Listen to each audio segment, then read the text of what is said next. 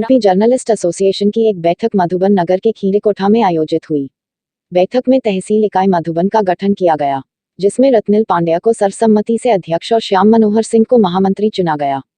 इसके साथ ही तहसील इकाई के अन्य पदाधिकारियों का भी चयन सर्वसम्मति से हुआ, जिसमें हयात अली को संगठन मंत्री, मदन मुरारी उर्फ मोनू जायसवाल को कोषाध्यक्ष और राशिद हुसैन को मीडिया प्रभारी मनोनीत किया गया तथा शेष पदाधिकारियों का चयन 1 सप्ताह में करने की बात तहसील अध्यक्ष द्वारा कही गई।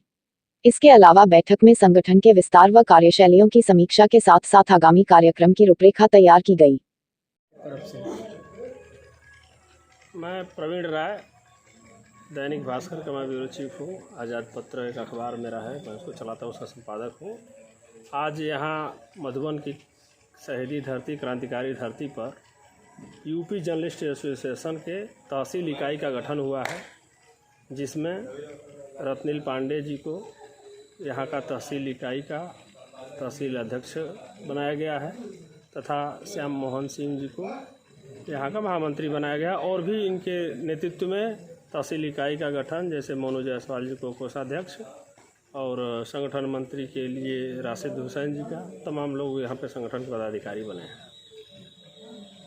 और सर, क्या कहना चाहेंगे जो आज के दौर में जो एक पत्रकारिता जगत में जिस एक प्रदूषण टाइप का हो गया, दूषित होता जा रहा है, एक दूसरे के ऊपर जो है कि द्वेषता का भाव बना हुआ है और पत्रकार ही पत्रकार के पीछे पड़े हुए हैं, इस पर सर क्या आप एक संदेश देना चाहेंगे? देखिए, डिजिटल क्रांति का युग आ गया है। अब ये चीज़ संभालने के बस की बात नहीं किसी की है।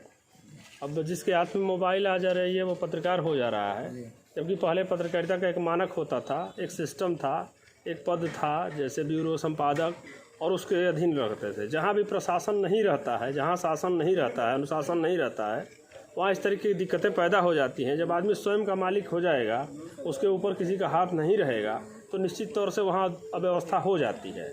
अब इसको एक गाइडलाइन के तहत सरकार भी इस पर बहुत चिंतित है और आने वाले समय में ऐसा लग रहा है कि जैसे जो डिजिटल व्यवस्था है उनको भी सरकार अपने अधीन ले चुकी है। ऑलरेडी अभी सूचना विभाग से पोर्टल और यूट्यूब चैनलों की भी लिस्ट मांगी जा रही है।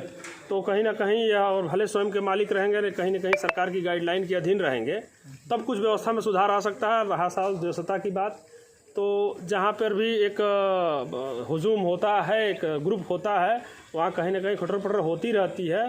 मैं तो सबसे यही अपील करता हूँ कि आप लोग प्रतिद्वंदिता खूब अच्छी तरीके से करिए, लेकिन प्रतिद्वंदिता अपने लेखनी के द्वारा करिए। कि अगर कोई एक पत्रकार अगर अच्छी खबर लिख रहा है तो उससे बहुत अच्छी खबर लिखकर आप उससे प्रतिद्वंदिता कर सकते हैं, उसको नीचा दिखा सकते हैं। लेकिन कई जगह भी देखा गया तो जनपद में जैसे संगठन तैयार होती है, जनपद के लोग इकट्ठा हो जाते हैं, ग्रामीण पत्रकार या तहसील स्तर के पत्रकार या डेडलाइन जो छोटी छोटी होती है उस पर कोई किस तरह का ये पड़ता है, आपत्ति विपत्ति आती है तो लोग नहीं इकट्ठा होते हैं, लोग अपना पल्ला डाल लेते हैं। इस पर पत्रकार संगठन का मतलब यही होता है, या किसी संगठन का, कि अगर किसी भी पत्रकार के ऊपर, वो भले आपके संगठन का पत्रकार न हो, लेकिन अगर पत्रकारिता की बात है और उसके ऊपर